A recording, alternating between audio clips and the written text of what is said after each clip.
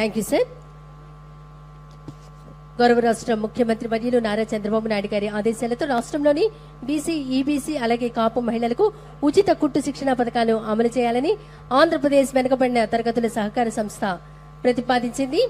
మరి ఈ పథకం 200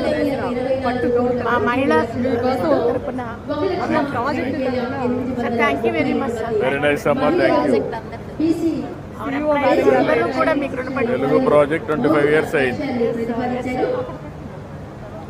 థ్యాంక్ యూ అమ్మా. ఓకే, థ్యాంక్ యూ అమ్మా. గుడ్. రండి. మనం ఇప్పుడు వీక్షిస్తున్నాము. రామ్మా.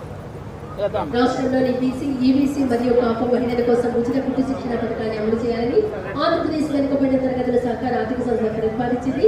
ఈ పథకం కింద 224,15,00,000 రూపాయలతో 1,02,832 మంది మహిళలకు బేసిక్ టైలరింగ్ శిక్షణ ఇవ్వాలని భౌతిక లక్ష్యాన్ని ముఖ్యమంత్రి గారు ప్రతిపాదించారు. దానికి సంబంధించినటువంటి చెక్ అలాగే లబ్ధిదారులకు సన్మాన కార్యక్రమం